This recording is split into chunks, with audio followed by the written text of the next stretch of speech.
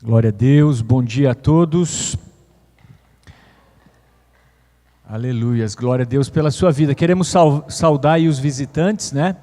Temos aqui um casal aí, né, o Guilherme e a Yara, primeira vez aqui, Deus abençoe. Fizeram parte aí já do nosso projeto de psicologia, né? Tive aí o privilégio de atendê-los durante um tempo. E temos aqui também o João, né? Filho do Gildo aí, Deus abençoe. Aí a Pamela falou que você estava aí, Deus abençoe. Sejam bem-vindos. Algum visitante aí a mais? Acho que só esses, né? Amém. Então vamos lá, pessoal, sem demoras.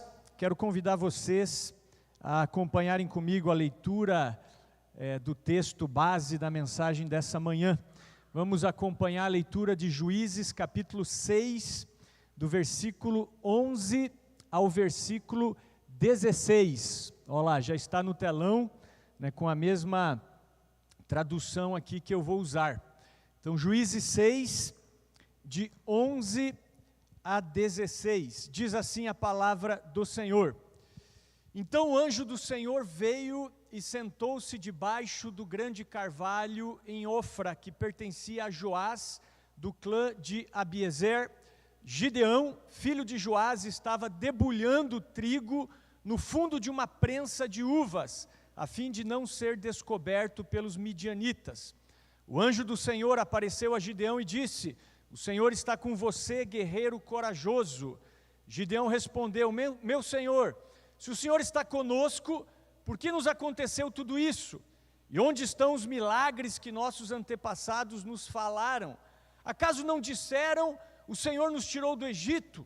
Agora, porém, o Senhor nos abandonou e nos entregou nas mãos dos midianitas. Então o Senhor se voltou para ele e disse: vá com a força que você tem e liberte Israel dos midianitas. Sou eu quem o envia.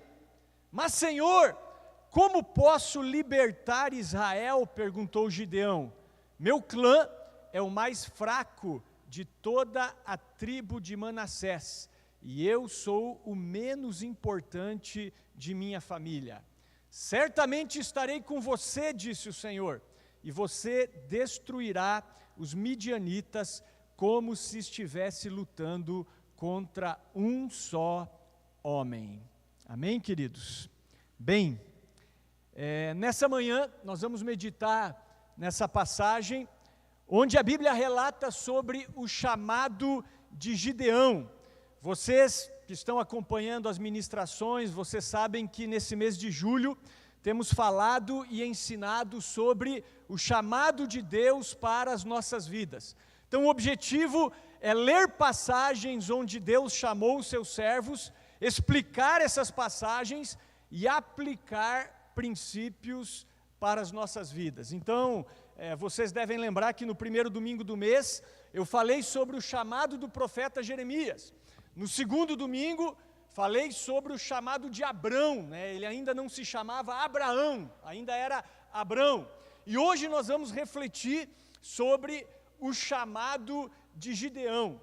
E para entender essa passagem que nós lemos, nós precisamos entender o contexto dela. Então eu quero dizer para vocês que Gideão, ele foi chamado para ser juiz do povo de Israel. Como assim, pastor Peter? Então preste atenção, nessa época da história, Israel não tinha rei, ainda não havia começado o período dos reis de Israel. O período dos reis de Israel começa no livro de 1 Samuel, quando Samuel, que foi o último juiz, ele unge o primeiro rei de Israel, que foi o rei Saul. Então nessa época, eles não tinham rei. Nessa época o povo era governado por juízes. Inclusive, um dos versículos chaves desse livro, do livro de Juízes, é o último versículo do livro. Juízes capítulo 21, versículo 25. Olha só o que diz. Diz assim: naqueles dias Israel não tinha rei, cada um fazia o que parecia certo aos seus próprios olhos. Então naqueles dias Israel não tinha rei, não tinha uma liderança, e cada um fazia o que parecia certo. Então olha só, queridos, essa época, a época de Gideão, Era uma época de muita oscilação espiritual. Então, pelo fato de não haver o rei, pelo fato de não haver um líder em Israel, cada um fazia o que achava certo. Então, quando nós não temos uma direção clara do que fazer, nós vamos fazer aquilo que nós achamos ser o certo. E quando nós fazemos o que nós achamos ser o certo, em geral, nós erramos o alvo. Em geral, nós pecamos. Não é verdade? É isso que acontece. Até eu quero aqui abrir um parênteses, e eu quero dizer que você não foi chamado por Deus, você não foi salvo pelo Senhor para fazer aquilo que você acha certo. Mas você foi chamado pelo Senhor e salvo pelo Senhor para fazer aquilo que Ele diz ser o certo. Então, dessa forma, nós somos salvos e chamados para viver uma vida de acordo com a palavra de Deus. Então, naquela época, era uma época de oscilação espiritual, era uma época de instabilidade, porque o povo fazia o que achava ser o certo. Consequentemente, o povo desobedecia. O povo, em geral, adulterava com outros deuses, acabava adorando outros deuses, caindo na idolatria e, consequentemente, uma dificuldade grande vinha sobre o povo, e geralmente essa dificuldade era a opressão de povos inimigos, e então Israel clamava a Deus, e Deus levantava um juiz, um libertador para julgar e para livrar Israel. E enquanto esse juiz estava vivo, as coisas se estabilizavam. Agora, quando o juiz morria, as coisas degringolavam novamente. E foi nessa época que Deus levantou e usou vários juízes. Os mais famosos são Débora, Jefité, Sansão e o próprio Gideão. Então, Gideão, ele foi levantado por Deus para libertar Israel da opressão dos inimigos. Ou seja, os israelitas estavam desobedecendo ao Senhor, consequentemente eles passaram a ser oprimidos pelos inimigos, pelos midianitas, e Deus então, após o povo clamar, levanta Gideão como um juiz, como um libertador. Então vejam só, vamos ler o começo do capítulo 6, do versículo 1 ao versículo 6 do capítulo 6, para vocês entenderem o que estava acontecendo nessa época. Olha só, acompanha ali no telão. Diz assim: os israelitas fizeram o que era mal aos olhos do Senhor. Por isso o Senhor os entregou nas mãos dos midianitas durante 7 anos. Os midianitas eram tão cruéis que os israelitas fizeram para si esconderijos nas montanhas, nas cavernas e nas fortalezas. Sempre que os israelitas faziam o plantio, saqueadores de Midian, de Amaleque e de outros povos do leste atacavam Israel, acampavam na terra, destruíam as plantações até Gaza, levavam ovelhas, bois, jumentos e não deixavam coisa alguma para Israel comer. Esses bandos inimigos que vinham com seus rebanhos e tendas eram como uma praga de gafanhotos, chegavam em camelos tão numerosos que era impossível de contá-los e só partiam quando a terra estava devastada. Os midianitas reduziram Israel à mais absoluta pobreza e o povo pediu socorro ao Senhor. Então o que estava acontecendo? O povo estava fazendo o que era mal aos olhos do Senhor, estava desobedecendo a Deus, e o próprio Deus passou a oprimi-los através dos midianitas, através de um povo inimigo. E eles chegavam até onde Israel vivia, até o território de Israel, como um enxame de gafanhotos. E eles iam devorando tudo, né? A colheita dos israelitas, os animais dos israelitas, a ponto de os israelitas se tornarem pobres. É isso que diz aqui a palavra. E aí eles clamaram ao Senhor para que Deus os libertasse. Então, para a gente entender bem essa passagem, vamos primeiro meditar quem são os midianitas, queridos. Quem são eles, ou quem eram eles, né? Os midianitas, por incrível que pareça, eles eram também descendentes de Abraão, assim como os israelitas. Muitos cristãos não sabem, mas Abraão, nosso pai da fé, ele teve pelo menos 8 filhos. O primeiro filho de Abraão foi um rapaz chamado Ismael. esse filho Abraão teve com a sua concubina, Agar. Então, como Sara, a mulher de Abraão, não podia ter filhos, ela era estéril, ela entregou para Abraão a concubina dela, para que ele se deitasse com ela e desse uma descendência para ela. Isso era muito comum na época. As concubinas eram consideradas as mulheres dos homens também. E ele se deita com a Agar, que era sua concubina, e ali ele tem um filho, ela concebe e ele dá luz, ou ela, dá luz a um filho chamado Ismael. Ismael é o pai dos povos árabes. Então os árabes, aquele povo que vive ali na Palestina e que de alguma maneira até hoje guerreia contra ali os descendentes de Abraão, através de Isaac, os israelitas, são descendentes de Ismael. Aí chega uma certa altura da história de Abraão, quando ele tinha 100 anos, Deus faz um milagre, e Sara, sua esposa, ela acaba dando um filho para Abraão. E Abraão tem um filho chamado Isaque, e foi através de Isaque que nasce o povo de Israel. Então os israelitas, os hebreus, eles são descendentes de Abraão através de Isaque. Mas preste atenção, depois que Sara morreu e Abraão, ele se tornou viúvo, ele casou novamente, irmão. E ele casou com uma mulher chamada Quetura. E Quetura deu mais 6 filhos para Abraão. E desses 6 filhos, um deles se chamava Midian, o pai dos midianitas. E os midianitas, nessa época, se tornaram inimigos de Israel. Que coisa incrível, Abraão, ele morreu aos 175 anos de idade. E o velhinho ainda tinha bala na agulha, irmãos. Então o cara não era fraco, ele deu à luz a vários povos. A gente pensa que Abraão é só pai dos israelitas, não, é pai dos árabes e é pai de vários povos, se cumprindo a palavra de Deus para ele, que a descendência dele seria realmente numerosa, como a areia da praia do mar, como as estrelas do céu, mas o descendente da promessa realmente foi Isaque, e através de Isaque nasce o povo de Israel. Então os midianitas, eles saqueavam Israel. Eles vinham como gafanhotos na época das colheitas, das plantações, e levavam tudo. E eles vinham em camelos, olha só que interessante. Eu fui estudar sobre o camelo. O camelo é um animal muito interessante.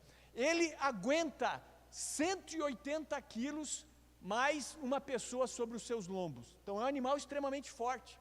Fora isso, o camelo, ele consegue ficar uma semana sem tomar água. Então era um animal muito poderoso para esse tipo de expedição, para esse tipo de ataque. E os midianitas chegavam em camelos e acabavam com tudo o que existia em Israel, a ponto do povo de Israel se tornar um povo pobre. Agora o detalhe que eu quero trazer para vocês aqui a gente já começa a aplicar algo para as nossas vidas, é que foi o próprio Deus que entregou o povo de Israel nas mãos dos midianitas. Você percebeu isso? Foi o próprio Deus.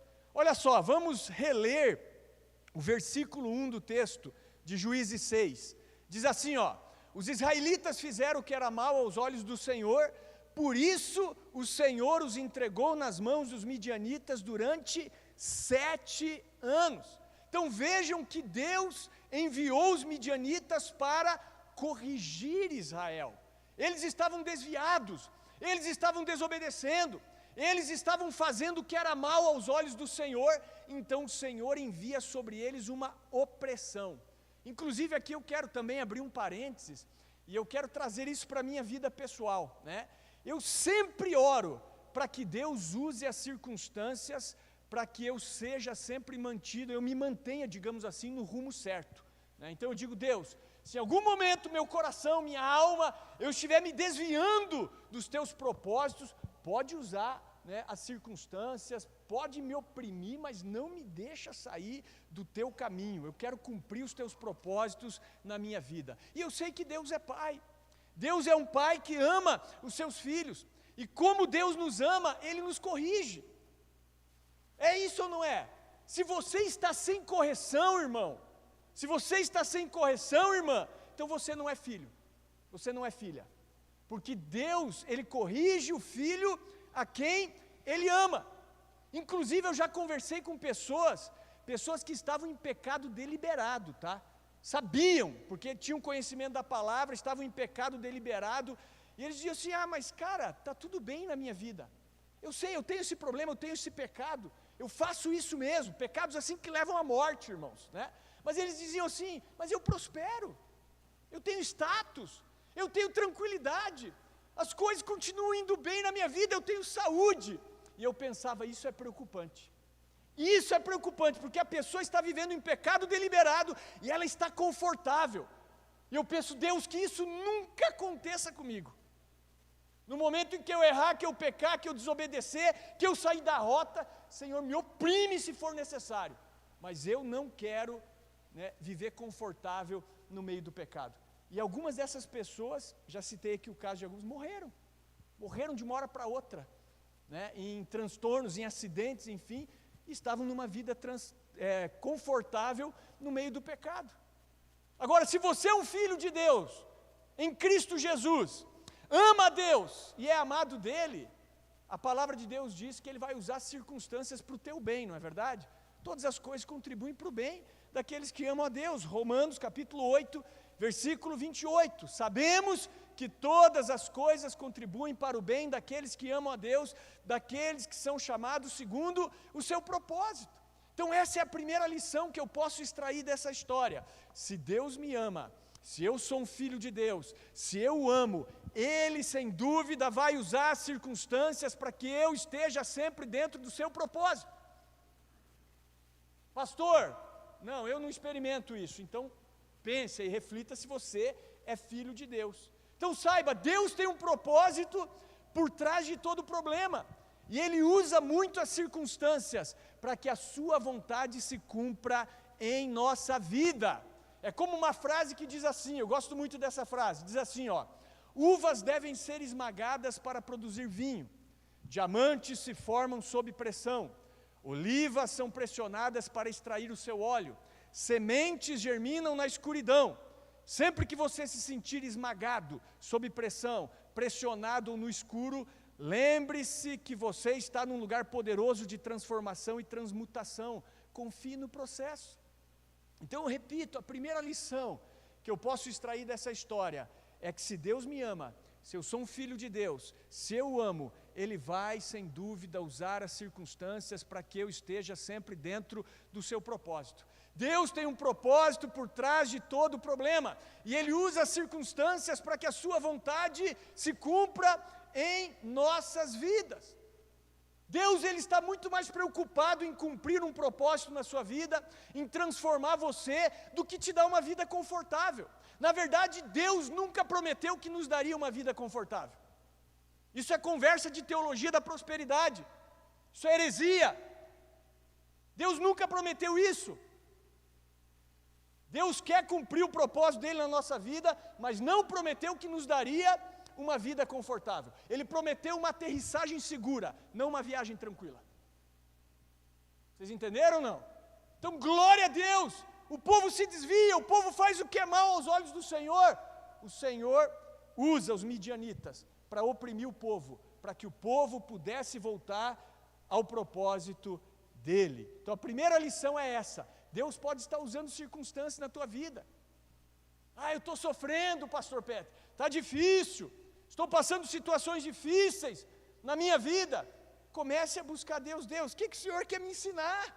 Tem um propósito por trás desse problema. Essa é a verdade.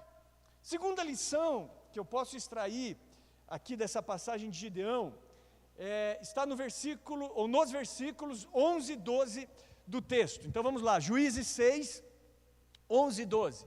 Diz assim: então o anjo do Senhor veio e sentou-se debaixo do grande carvalho em Ofra, que pertencia a Joás do clã de Abiezer. Gideão, filho de Joás, estava debulhando trigo no fundo de uma prensa de uvas, a fim de não ser descoberto pelos midianitas. O anjo do Senhor apareceu a Gideão e disse: o Senhor está com você, guerreiro corajoso. Amém? Então vejam, queridos, Gideão, ele foi chamado por Deus quando ele estava trabalhando.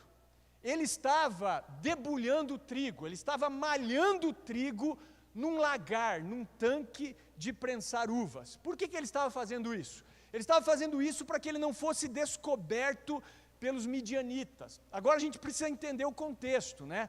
Se você entende de fabricação de vinho ou de trigo, você vai estar por dentro disso. Então, antigamente, né, não sei como é feito esse processo hoje, talvez ainda exista esse processo mais artesanal, o lagar, o tanque de prensar uvas, era um local onde as uvas eram jogadas e as pessoas ficavam pisando em cima para que o vinho fosse extraído. Esse local geralmente era fechado, não poderia bater sol no lagar, para que não danificasse as uvas.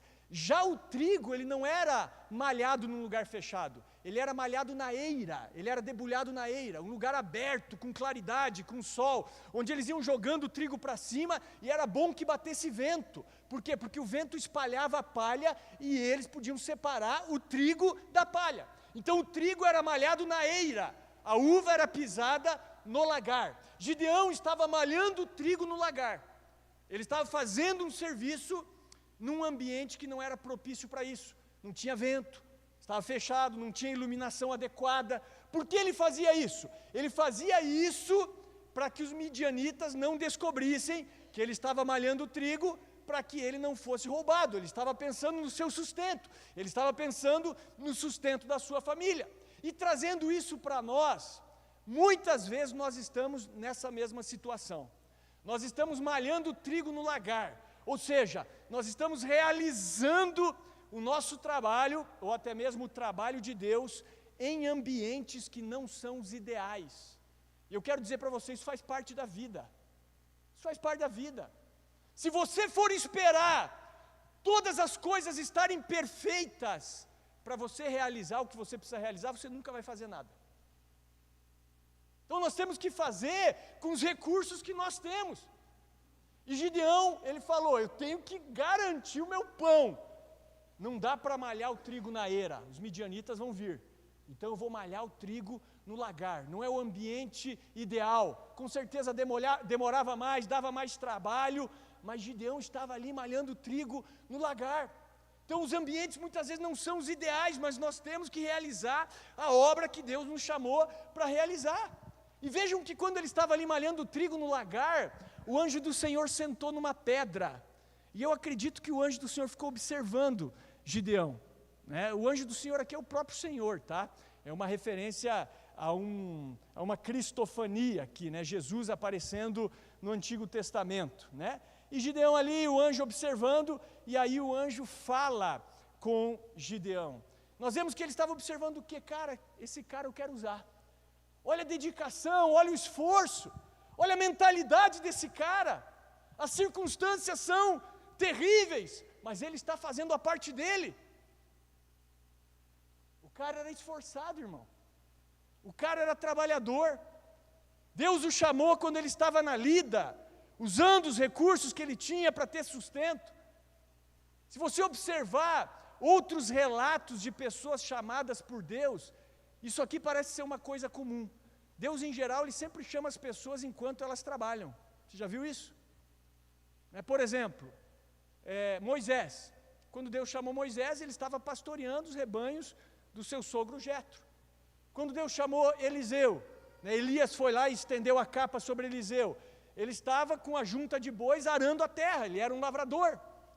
Quando Deus chamou Amós, ele inclusive diz, eu não sou profeta nem filho de profeta, eu sou boiadeiro e colhedor de figos selvagens, mas Deus me tirou da colheita, ele me tirou ali da agropecuária e me chamou para pregar a palavra. Pedro e André, Jesus estava andando ali aos derredores do mar da Galileia, Pedro e André lançavam as redes, porque eram pescadores. Jesus disse, venham, sigam-me, e eles deixaram tudo, seguiram Jesus. Mais adiante, Jesus viu João e Tiago consertando as redes, também eram pescadores, sigam-me, deixaram tudo para trás, seguiram Jesus. Mais para frente, Jesus passa pela coletoria, tinha um publicano, Mateus, cobrando impostos, siga-me. Então os homens foram chamados enquanto estavam enganjados em seus afazeres. Pessoas ocupadas, pessoas esforçadas, pessoas engajadas nos afazeres. Você não vê na Bíblia Deus chamando pessoas, por exemplo, ociosas. Você não vê. Deus dizendo, varão vagabundo, o Senhor é contigo. Não tem? Não tem nenhuma passagem assim. Varão valoroso, o Senhor é com você, poderoso guerreiro.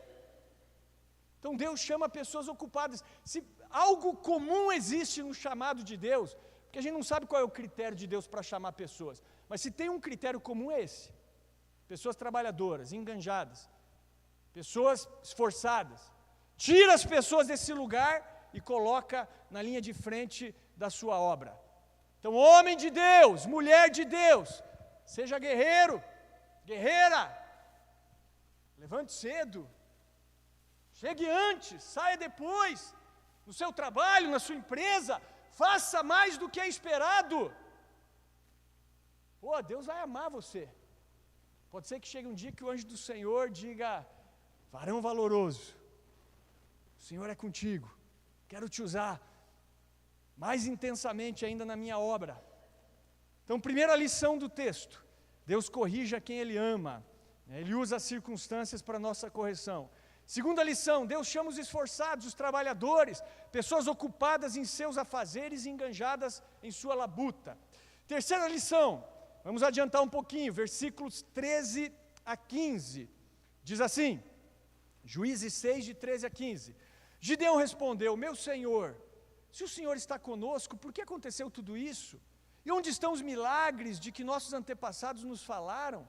Acaso não disseram, o Senhor nos tirou do Egito? Agora, porém, o Senhor nos abandonou e nos entregou nas mãos dos midianitas.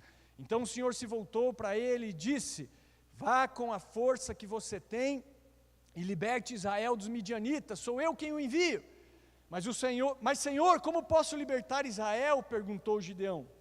Meu clã é o mais fraco de toda a tribo de Manassés, e eu sou o menos importante da minha família. Então aqui nós vemos em primeiro lugar, eu vejo assim, não sei se você concorda, o sarcasmo de Gideão, né? Quando o anjo fala, ó poderoso guerreiro, o Senhor é contigo, ele diz, como assim o Senhor é comigo, conosco, né? Pô, olha a nossa situação, né? Então, aqui a gente vê que Deus é um Deus de senso de humor, tá? Então, não sei como é que você vê Deus, mas Deus não é aquele velhinho carrancudo sentado no trono, não. Deus é um Deus de senso de humor, e Ele tem senso de humor, Ele tem paciência, especialmente com os seus, né, com aqueles que Ele ama, enfim. E, então, essa resposta é uma resposta, em primeiro lugar, sarcástica, de Gideão. Em segundo lugar, é uma resposta de quem se sente desamparado, de quem se sente abandonado por Deus. Então, talvez você esteja aqui e você diga assim, Deus me abandonou, né? Deus me desamparou, né? Irmão, saiba, não faz sentido nenhum. Mas eu não sinto a presença de Deus, pastor Peter. Mas exatamente isso, irmãos, Deus também nunca prometeu que você sentiria a presença dele. Ele prometeu estar contigo. A vida cristã é pela fé, não é por vista, não é por sentimento, né? Então Gideão, ele começa a questionar. Então nós vemos aqui um complexo de inferioridade na vida de Gideão, não é verdade? Quem sou eu? Eu sou o menor da casa do meu pai, a minha família é a família mais pobre da tribo de Manassés. E ele vai dando uma desculpa para tentar fugir daquilo que Deus está chamando ele para fazer. Como nós vimos, né, Moisés também, quando Deus o chama para que ele fosse até Faraó, ele diz, mas eu não sei falar, né? Ele dá uma desculpa. Quando Deus chama Jeremias, Jeremias diz, mas eu sou jovem demais, né? Então nós vemos que alguns homens, eles sempre querem sair pela tangente. Mas a terceira lição que eu posso extrair desse texto é que se Deus nos chama, Ele nos capacita. Posso ouvir um amém? Você já deve até ter ouvido, né, ou lido em algum adesivo de carro, aquela frase famosíssima, né? É uma frase aí que já virou um jargão, mas ela é correta, que diz que Deus não chama os capacitados, mas Ele capacita os chamados, não é verdade? Então, quando Deus nos chama, em geral, nós não temos condição nenhuma, né, humanamente falando, de exercer o chamado de Deus, mas Deus, Ele promete nos capacitar, amém? Agora, qual é o critério de Deus para chamar as pessoas? Como eu falei, a única coisa que eu vejo em comum na maioria dos chamados na Bíblia é o trabalho, o restante não. Mas na verdade tem um texto que fala sobre o critério de Deus, está lá em 1 Coríntios capítulo 1, do versículo 26 ao 29, ó. Vamos ler. Aqui nós temos um critério de Deus para o chamado de pessoas. Diz assim, 1 Coríntios 1, 26 em diante. Lembrem-se, irmãos, que poucos de vocês eram sábios aos olhos do mundo, ou poderosos, ou ricos, quando foram chamados. Pelo contrário, Deus escolheu as coisas que o mundo considera loucura para envergonhar os sábios. Assim como escolheu as coisas fracas para envergonhar os poderosos. Deus escolheu as coisas desprezadas pelo mundo, tidas como insignificantes, e as usou para reduzir a nada aquilo que o mundo considera importante. Portanto, ninguém jamais se orgulhe na presença de Deus. Então nós vemos que Deus escolhe coisas loucas, coisas fracas, para confundir as fortes, para que ninguém se glorie perante Ele. Mas eu me sinto tão fraco, eu me sinto tão pobre, eu me sinto tão incapacitado. Exatamente, irmãos, às vezes é você mesmo que Deus quer levantar para realizar uma grande obra, para que nenhuma carne se glorie diante dEle, para que lá no final, quando as coisas estiverem acontecendo, a glória seja de Deus, e todo mundo veja, só pode ser Deus na vida dessa pessoa, porque ela não tem capacidade humana. Então Deus chama pessoas que realmente não se sentem capazes, os improváveis, né? Sabe os improváveis? É esses que Deus chama, como Davi, né? Quando Samuel foi até a casa de Jessé, o pai de Davi, para ungir um dos filhos de Jessé como futuro rei de Israel, né? O segundo rei depois de Saul, Jessé convida todos os seus filhos ali para o banquete, eles iam fazer um almoço, digamos assim, né? E Samuel ia receber a revelação de Deus sobre qual dos filhos de Jessé seria rei de Israel, né? Davi não foi nem convidado para o almoço, irmão, só para você ter uma ideia. Ficou trabalhando no campo lá, né? E aí passaram-se todos aqueles filhos de Jessé diante de Samuel. Samuel falou, não é nenhum desses não, o Senhor não confirmou nenhum desses. Você não tem mais nenhum filho, Jessé? Aí Jessé lembrou de Davi, eu tenho mais moço lá, um Zé Ninguém lá, ele está lá no meio do campo, pastoreando minhas ovelhas, chame ele, porque é esse que Deus quer ungir. Então nem o pai dele acreditava nele, irmão. Não foi convidado para o banquete. Estava onde? Estava trabalhando, né? Quantos mais velhos lá estavam de boa, trabalhando, né? Foi esse que Deus escolheu. O próprio apóstolo Paulo, né? Quem imaginou que Paulo seria o apóstolo que foi, perseguidor da igreja, né? Enfim, labutou contra a igreja, e de repente, aquele homem que ninguém esperava, Deus faz ele cair do cavalo, chama ele, e ele, enfim, é o responsável por toda a doutrina que nós temos aqui, de igreja neotestamentária, né? Foi dada praticamente tudo através do apóstolo Paulo, né? Então é assim, né? Talvez você me veja aqui hoje pregando, mas nem sempre foi assim. Eu tenho um amigo que me conheceu assim, na pré-adolescência e adolescência, né? Nós estudamos juntos da 8ª série na época, né? Não tinha 9º ano, enfim, o ensino médio ali todo, enfim. E eu lembro que um dia ele me mandou uma mensagem, falou, cara, não dá para acreditar no que acontece na tua vida. Ele falou, você hoje é psicólogo, você hoje é pastor, você hoje é escritor. Ele falou, não dá para acreditar, entendeu? Por quê? Porque ele me conheceu no passado. Eu era um improvável também, irmão, né? Eu nem gostava de estudar, enfim. Então, mas Deus chama a gente, chama os improváveis. Então, se Deus te salvou, se Deus te chamou, saiba, Ele vai te corrigir. Deus corrige aquele a quem Ele ama.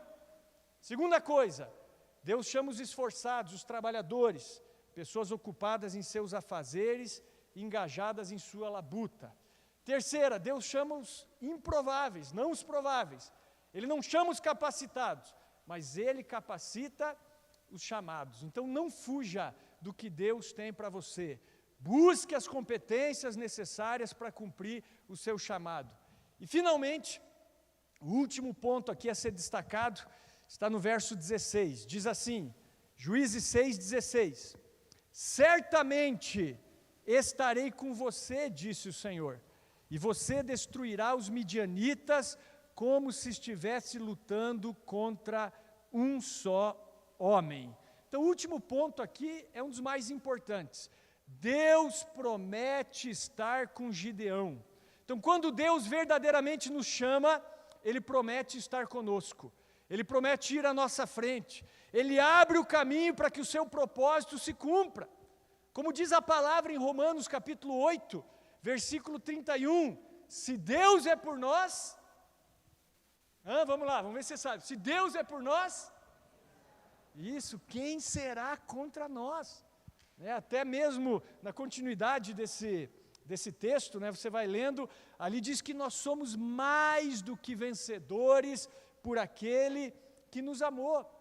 Então Deus está dizendo, ei, eu sou contigo. Essa é a promessa para os chamados. Essa é a promessa para aqueles que têm um coração disposto a realizar a vontade do Pai.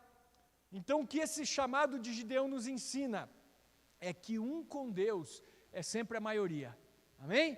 Então se Deus está comigo, eu sou mais do que vencedor. É como nós temos cantado naquela música, que a gente cantou no Imersão, que a gente luta uma batalha, que a gente já sabe o final. A gente já é vencedor, irmãos. Entendeu? Eu sei, a batalha é difícil, às vezes é cansativa, não é fácil a vida aqui na terra, mas no final nós já sabemos o resultado. E o resultado é que nós somos vencedores, porque Deus mais um é sempre maioria. Então Deus é contigo, varão valoroso. Posso ouvir um amém aí, irmãos? Que bênção! E aí, como que termina a história, pastor Peter? Termina com Deus sendo glorificado. A Bíblia fala que Gideão, então, ele pede um sinal para Deus, na verdade 2, para ter certeza que Deus estava com ele, pediu ainda mais 2 sinais, e aí quando não tinha como fugir, ele toca a trombeta ali em Israel e reúne os israelitas para a batalha. Manda ali notícia de que eles iriam para a batalha contra os midianitas. Olha só o detalhe, os midianitas estavam acampados num vale e eles eram 185 mil soldados, 185 mil. Quando Gideão convoca o exército de Israel, ele consegue reunir 32 mil homens. Então veja, 32 mil contra 185 mil é uma diferença muito grande, não é verdade? Só que Deus diz para ele, não, é muita gente, você não vai com 32 mil. Se você for com 32 mil, vocês vão se orgulhar, vocês vão pensar que a vitória veio de vocês. Não, manda para casa quem tiver com medo.